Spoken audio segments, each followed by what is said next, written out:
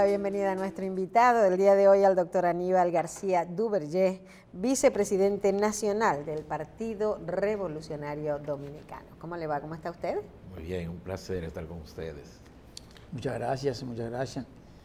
Para edificar la audiencia primero, usted es vicepresidente del partido, ¿verdad? Del PRD. Así es, así es. Y es un militante importante, que además fue secretario de organización del mismo. Así es. En la etapa en que hubo la división también, ¿verdad? Yo fui secretario de organización, el primer secretario de organización electo por el voto universal que tuvo el PRD, y posteriormente fui secretario de organización designado por el Comité Ejecutivo Nacional, Correcto, 2 veces. Correcto. Y ahora usted está inmerso en una campaña porque el PRD piensa cambiar su dirigencia, ¿verdad? O sea, hay opciones para eso. Lo cierto es que en marzo del año que viene se cumple la gestión que encabeza el ingeniero Miguel Vargas, y ciertamente hay una serie de dirigentes del partido que creemos que es oportuno que se produzca un relevo en la dirección en función de muchos elementos que gravitan. Nosotros somos los que creemos que el partido no ha sido conducido de la mejor manera, y se explica, en primer lugar, hasta por el porcentaje que hoy tenemos de preferencia del electorado, de un 5%. La alianza que se hizo con el Partido de la Nación Dominicana no resultó como el país esperaba y como los PRDistas esperaban. En primer lugar, la alianza en sí con el PRD fue más por resentimientos personales que por razones políticas. Okay. Porque si hubiera sido por razones políticas, la lógica dice que era preferible un entendimiento entre los hermanos peleados y no con el vecino que ha sido históricamente contrario. Pero aún así, en el marco de los elementos programáticos que se plantearon y de la posibilidad de que PRDistas que tenían tantos años fuera del poder pudieran llegar al poder, se produjo un nivel de apoyo tangible e intangible.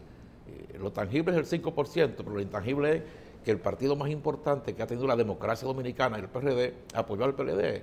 Y eso solo era suficiente para que el PRD tuviera una participación que le permitiera a su militancia y a su dirección media participar en lo que sería ciertos niveles de empleo que no lo tiene el PRD, y lógicamente en lo que piensa la mayoría de los dirigentes medios y de sus militantes en prácticamente la geografía nacional, es que el PRD debe concluir en 2 años lo que sería esa alianza y comenzar su reorganización, su crecimiento, su fortalecimiento, hasta convertirse en una opción de poder en el 20. Una pregunta, doctor. Oyendo lo que usted dice, el análisis, que tiene sentido, pero yo podría decir que algunas cosas no me cuadran específicamente. Le pregunto lo siguiente, o sea, ese 5% que sacó el PRD en las elecciones no se debió real y efectivamente a la división. La división, y como usted dije, yo estoy totalmente de acuerdo con usted, la alianza debió haberse dado con el PRM, o que el PRM volviera al PRD, o que el PRD se convirtiera en PRM. Hicieran un gran partido como lo era el PRD, que era el partido tradicional de oposición fuerte, para competir con un PLD bastante grande. No se hizo. Dice Miguel Vargas que los esfuerzos se hicieron ingentemente para poder llegar a conclusiones de poder hacer alianza entre los partidos, pero que la gente de aquel lado, léase Abinader e Hipólito Mejía, nunca quisieron hacer ese tipo de alianza. ¿No cree usted que el 5% se debe a que el otro porcentaje grande se fue del lado del PRM, que de hecho sacaron un 32% aproximadamente? O sea, crecieron bastante, un partido nuevo, porque no me digan que porque era alianza del partido de Abinader, sino que es un partido nuevo, comenzó nuevo, porque se fueron de un desprendimiento del PRD. ¿Qué usted cree? Mire, yo pienso que ninguno de los dos sectores hicieron esfuerzo para que se produzca la alianza, porque había demasiado resentimiento personal, distanciamiento personal. No era político, definitivamente no, porque ambos partidos se vinculan a José Francisco Peña Gómez y defienden y tienen como símbolo fundamental lo mismo, de manera que no puede ser político.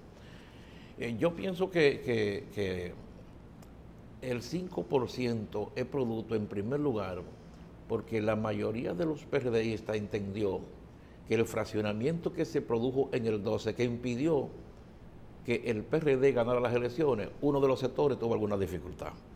Y entonces por primera vez ocurre que un partido que se va de otro partido, o sea que dirigentes que se van de un partido original, se lleva la mayoría. Sí. Eso no lo hizo Juan Bosch, no lo pudo lograr Juan Bosch, que fue fundador del PRD, no lo pudo lograr Jacobo Magluta, que era una figura extraordinaria. Ni el mismo Peña. Incluso cuando Peña fue el vice, que se da cuenta que finalmente los PRDistas no se van, tienen que volver al PRD. Es correcto. Sin embargo, en este caso, los PRDistas decidieron irse. Y entonces, esos 5% tiene primero ese elemento. El segundo elemento es que muchos PRDistas decidieron no votar, porque fíjate que del 33% que sacó, o el 35% que sacó el bloque de partidos que encabezaba el PRM, solo un 25 sacó el PRM, de manera que ese 25 son los PRDistas. Nosotros sacamos un 5%, pero acabamos de sacar un 47%. Sí, correcto. Entonces hay un por ciento significativo que no decidió votó. O votar directamente por el PLD, o no votar. La evaluación que hemos hecho nosotros en el país es que la mayoría de ese 17% decidió no votar. Y ahora, lógicamente, quieren regresar a su partido, quieren que se produzca una convención, no quieren que, o sea, la gente piensa, los dirigentes del PRD, históricos del PRD y la juventud del PRD, piensa que Peña vive, que fue sepultado físicamente, pero con sus ideales, sus doctrinas, su concepto de primero la gente, ahora vive todavía en el corazón de los PRDistas, los dominicanos, y en función de eso, más por amor a la democracia, por amor a Peña, por amor al PRD, han decidido recorrer el país, están organizando ese equipo, hemos avanzado y yo pienso haber convertido al PRD en los próximos tiempos, en los próximos días, en una tercera fuerza. Y convertido en una tercera fuerza con la razón que le da su propia historia, definitivamente, toda esa fuerza peñagomista que están dispersa, bueno, si tú te buscas el Toro, te darás cuenta que el Toro tiene como símbolo a José Francisco Peña Gómez, te busca el BID, tiene a Peña Gómez, tiene al PRI, te busca a Peña Gómez, el PRM tiene a Peña Gómez y el PRD tiene a Peña Gómez. Y evidentemente que entonces hay una parte significativa de coincidencia, de vinculante entre esa fuerza. Veamos cuáles son los elementos.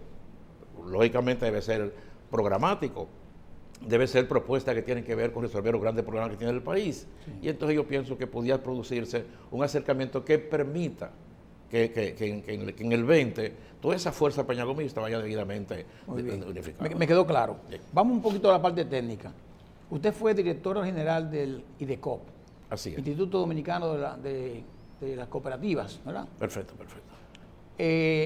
Las cooperativas han entrado en un cambio radical en los últimos tiempos. Diríamos que hace unos meses que se aprobó la ley 155-17, que es la ley de lavado, donde se obligan a las cooperativas como sujetos obligados de esta ley al cumplimiento y asigna la responsabilidad a IDECOP para mantener vigilando a las cooperativas que tienen muchos recursos y que dice la gente que no están debidamente supervisadas.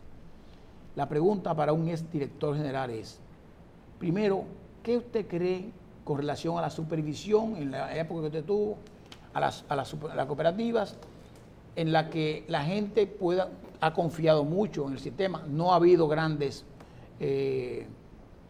diríamos que, frustraciones en el sector, pero ahora sí el elemento nuevo del tema del lavado lo pone un poquito medio complicado a alguna gente. ¿Qué usted cree? Mira, el IDECO es una institución pobre que supervisa a instituciones ricas, poderosas. Y hoy en día, la función fundamental del IDECO es promover la formación de cooperativas. Y para eso tiene que tener técnicos calificados, que yo creo que en este momento no lo tiene, porque lo que tenía, que lo cancelaron a todos. La segunda parte de la asistencia técnica y la otra que de tal manera que los procesos de financieros y de registro y de auditoría lo puedan llevar a cabo con ciertos niveles de calidad. Y finalmente la fiscalización de los procesos. A pesar de que las cooperativas no son supervisadas, no son fiscalizadas, que sería el término más adecuado, adecuadamente. Primero, el IDECO no tiene los recursos disponibles para... Ni financieros ni recursos humanos. Ni recursos humanos, carece de ello. Y entonces, en términos de lavado, a pesar de que yo estoy convencido de que la cooperativa, por razones del celo de su propio dirigente y de sus asociados, no se van a ver afectadas por la ley de lavado. Okay. Eso podía parecer un caso muy particular. Casos aislados. Pero en general, los dirigentes del sector están muy comprometidos con sus asociados y con su comunidad. Y pienso que no serán afectados. Ahora, para cumplir con eso debidamente, o sea, para que sea serio, evidentemente que al IDECO hay que fortalecerlo financieramente y esa fortaleza financiera le puede permitir tener los recursos humanos adecuados para que se produzca la supervisión. Y esa supervisión, suponiendo que, porque Terrero decía, es verdad, el sistema de cooperativismo no ha sufrido grandes problemas en los últimos años, pero yo le diría que se parece a nuestro país, que es suerte. Porque no ha aparecido ningún sector de que maneje una cooperativa grande que haya pasado lo que han pasado en algunos bancos en este país. Ese sistema, en el caso de que existan los recursos, de que se le den los recursos al IDECOP, que es el organismo que regula y fiscaliza las cooperativas, el marco legal existente es suficiente no solo para controlar el lavado, sino para controlar la gestión eficiente y el manejo de los recursos de las personas que estén dentro del sistema. El marco legal que tiene le permite hacer eso. Porque eso no está regulado por el sistema, por la ley monetaria y financiera. No está regulado por la ley 127 y la ley 31. Tiene el marco legal. De todas maneras, ese marco legal tiene muchas debilidades respecto a que la institución pueda cumplir. Y el sector cooperativo federado y la propia cooperativa han planteado un proyecto de modificación de la ley que implica convertir al IDECO en una supervisión de cooperativa. Una superintendencia. Sí, una superintendencia de cooperativa. Y eso ha avanzado significativamente. Eso fue consensuado con el IDECO, que nosotros cuando estábamos allá, consensuado con las cooperativas y consensuado en gran medida con el Poder Ejecutivo. Eso sería un aspecto sumamente importante para que el IDECO pudiera ser eficiente en la supervisión, pero con los recursos que dispones ahora, con tanto financiero como de recursos humanos, es casi imposible que el IDECO pueda... hay cooperativas ahí que tenían, cuando yo llegué, 10 años que no hacían una asamblea, por lo tanto no podían dar la información a sus asociados. Imagínense. Si ahora mismo, si es una investigación, y yo no la tengo, sí, pero estoy convencido de que no han podido fiscalizar ni siquiera el 10% de las cooperativas, porque no tienen los recursos humanos para ir. Claro. Y usted sabe que la cultura que tiene las instituciones públicas es que no importa la calificación que tenga el empleado, cuando alguien llega, quita todo el que está. La inversión que hace entonces, la inversión que hace es una pena, la falta de continuidad. Se pierde. En la formación de técnicos se pierde. Es una pena, definitivamente. Sí. Bueno, yo sí creo que cuando uno escucha y dice, es suerte que tenemos. Sí, porque ¿cuánto dinero usted cree que hay en las cooperativas en este momento? Hay mucho. No, la cooperativa son más de 100 mil millones. Deben superar ya, sí. En el momento en que nosotros salimos estaba justamente... ¿Cuántas hay ya? ¿1.700? No. Cuando nosotros salimos habían cooperativas de verdad, habían 897. Pero sin embargo hay que decir que había mucha información. Y también pequeñas. Ya deben estar ya en mil y tanto las cooperativas. Sí. Mire, y hablando de transparencia y de controles y eso, ¿cómo usted ve que dentro del sistema educativo dominicano público todavía pueden existir una cantidad de 3, 4 mil profesores que cobran sin trabajar? Mira, yo pienso que muchas veces los funcionarios se dejan de llevar de la ola del momento. Y entonces, como la sociedad en este momento está impulsando lo que es la lucha en contra de la corrupción, a favor de la transparencia, ese tipo de cosas, yo pienso que muchas veces se dan declaraciones que no corresponden a la verdad. En primer lugar, Terrero es un experto en este tema, no es posible que para auditar 7.000 escuelas y 80.000 personas pueda durarse 2 meses y finalmente después de 2 meses aparecer que usted ha bloqueado 8.000 gente sin saber, o sea, sancionado de definitiva, sin saber el por qué él está bloqueado. Y la mejor prueba de que no sabían por qué estaba bloqueado es que finalmente se quedan 4.000. Claro. Y yo creo que en definitiva, esos 4.000 no son maestros que cobran sin trabajar. No lo creo. Primero, ya te quiere decir que la auditoría tuvo deficiencia, porque ni había necesidad de durar ese tiempo, ni había necesidad de bloquearlo sin usted tener la información terminada. Claro. Entonces, ya ocurre que hay 4.000 que duraron 2 o 3 meses sin cobrar, y eso es un daño que se le hace porque rompe el esquema de vida de esos 4.000 docentes. Claro. Y los otros 4.000 me luce que pudiera ser, sabe que los maestros cuando tienen 35 años del servicio, de 60 de edad, tienen derecho a tomar lo que son la jubilación automática. Y pienso que muchos de esos maestros están enmarcados en esa parte de gente que tiene el derecho a estar jubilado automáticamente, pero que no han sido jubilados por el sistema. Porque mire, no hay forma de que en 7.000 escuelas usted no pueda saber dónde están los docentes. Claro. Eso no hay forma, definitivamente. Eso es difícil. Y para nombrar un docente, ahí tiene que ir a un concurso. Y si cuando usted hace un concurso y el ministerio lo designa, sabe dónde lo ubica. Entonces hay 2 cosas. O se violó la ley de concurso y entonces lo designaron como docente y entonces ahí tiene que haber consecuencias. Exacto. Por eso yo creo muy atinadamente, que la Asociación Dominicana de Profesores pida datos precisos acerca de quiénes son los que están cobrando sin trabajar, los docentes que están cobrando sin trabajar, que yo no creo que sea esa cantidad. Y segundo, quién fue que lo designó. Porque sobre el tapete lo que queda es como que la Asociación Dominicana de Profesores apoya ese tipo de cosas. Claro. Y entonces, no de ninguna manera. Déjeme decirle que muy atinada por su experiencia en el magisterio. Usted ha dicho una palabra que puede ser clave.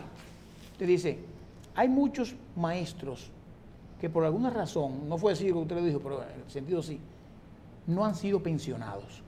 Porque quizás ya tienen el tiempo acumulado, pero la misma burocracia del régimen educativo o de Hacienda no le ha permitido obtener su pensión. Y entonces quizás lo han dejado tranquilo en lo que vienen, porque déjeme decirle, aunque en el magisterio hay un régimen de pensión especial, que es el INAVIMA, sí, perfecto, sí, que es el Instituto Nacional del Bienestar del Magisterio, ¿verdad? Así es. Que es quien pensiona, que no es necesariamente Hacienda, que en el caso del gobierno es otro lado, pero trabaja muy bien el INAVIMA. Sí, perfecto. Y inclusive son buenas pensiones a los maestros.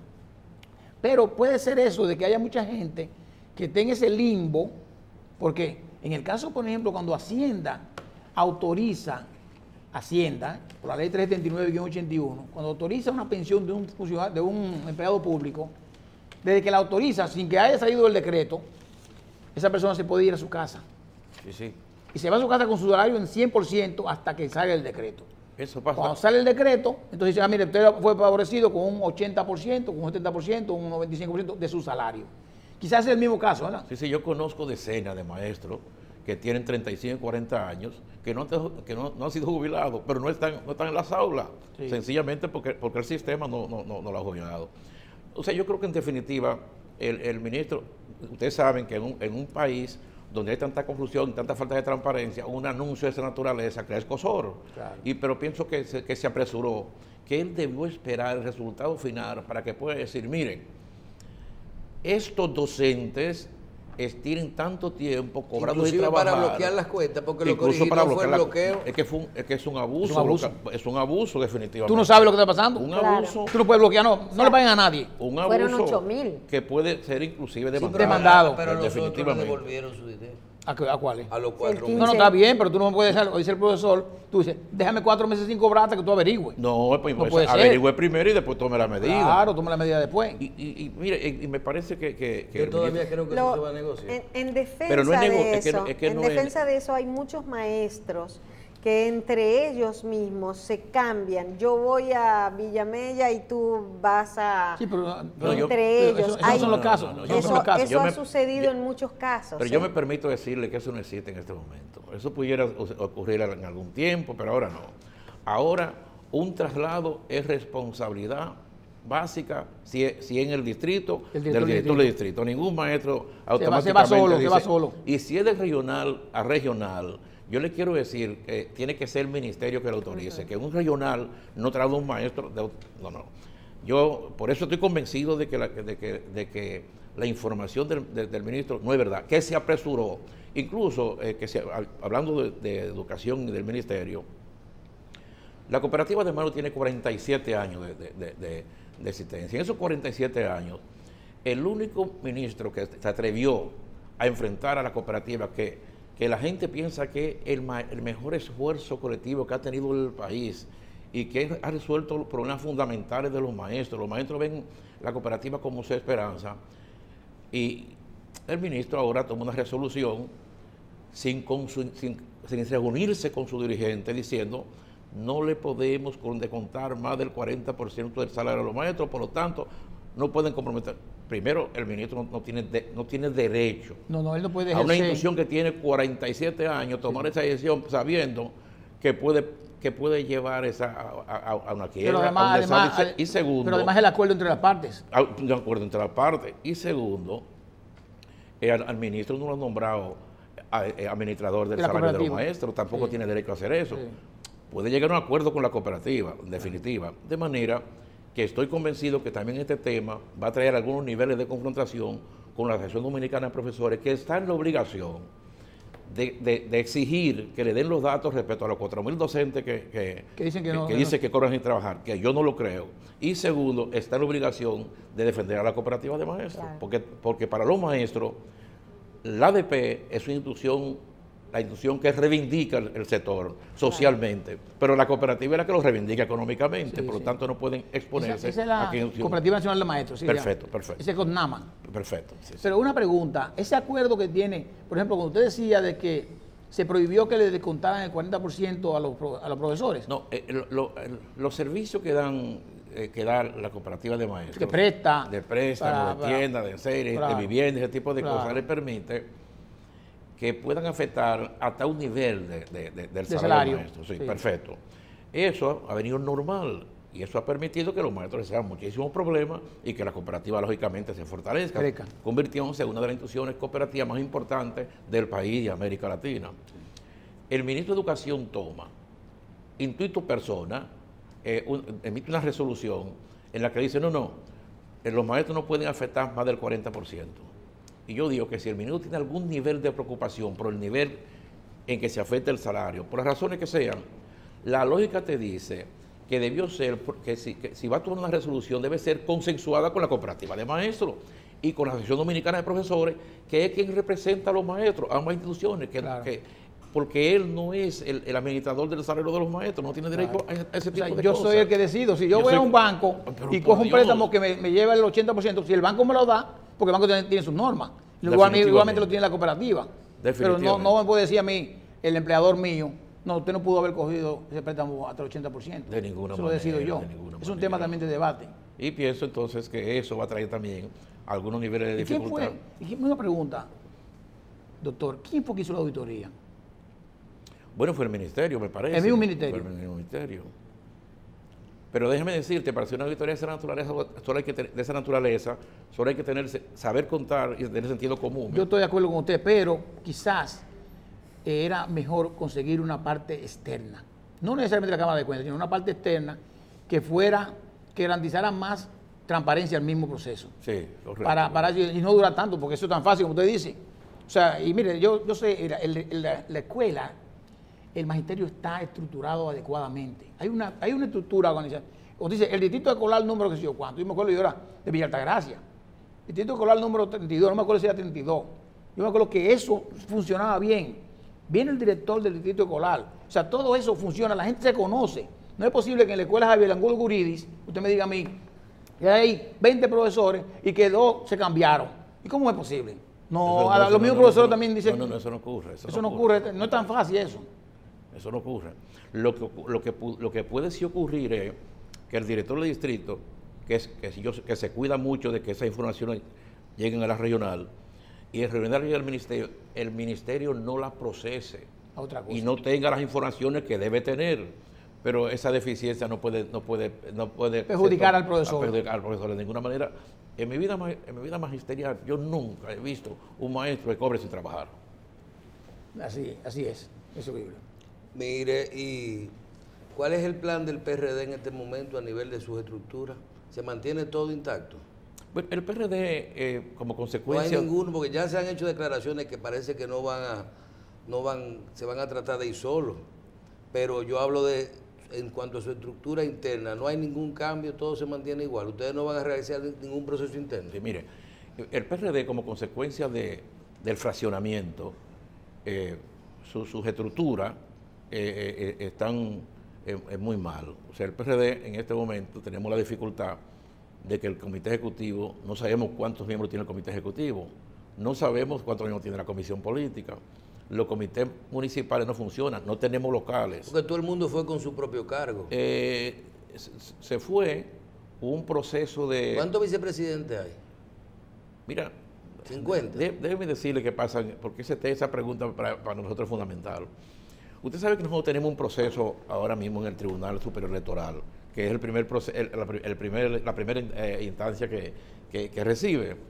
Bueno, resulta que en la convención número 30, que era una convención ordinaria para proclamar lo que fueron los candidatos que fueron electos, se hicieron 2 convenciones extraordinarias, la 31 y la 32.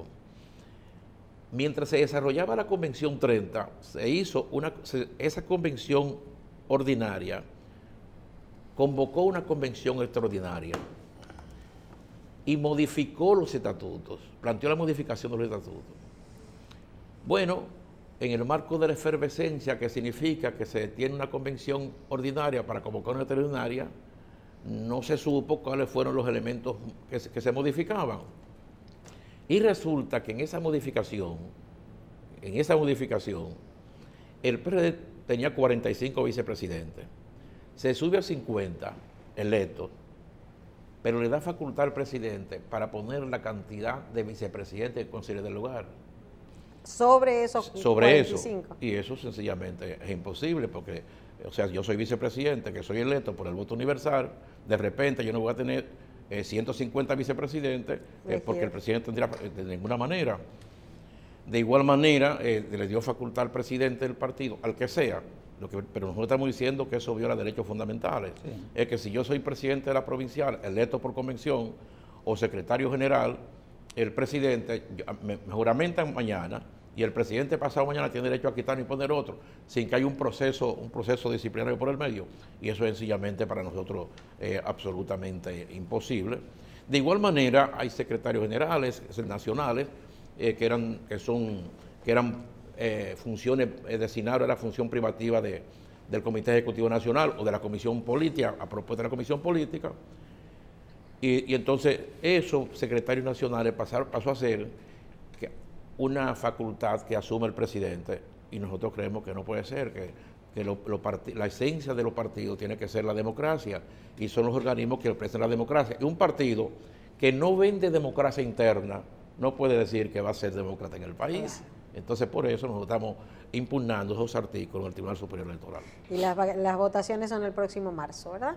La convención debe ser el próximo marzo, sin embargo, los propios estatutos dan facultad para que cualquier circunstancia lo pueda posponer por 3 meses. Entender. Sin embargo, ¿Cuándo ustedes creen que falle ese recurso que ustedes llevaron hace un par de semanas? la primera audiencia es el jueves. Yo tengo la esperanza ¿Quiénes están ahí? ¿Guido, usted? Nosotros estamos como accionantes, estoy yo. Porque Guido está como abogado. Está como abogado, sí, perfecto. Andrés Enrique está como accionante también. Y otros dirigentes que incluso ya han sido perjudicados. Andrés Enrique. Sí, perfecto. Que es vicepresidente del PRD. Sí, mi amigo Andrés. Le damos las gracias pues al doctor Aníbal García Duvergé, vicepresidente nacional del Partido Revolucionario Dominicano, que nos honró con su presencia el día de hoy. Gracias. Gracias por ustedes por invitarme. Hacemos una pausa, no se vayan que venimos inmediatamente.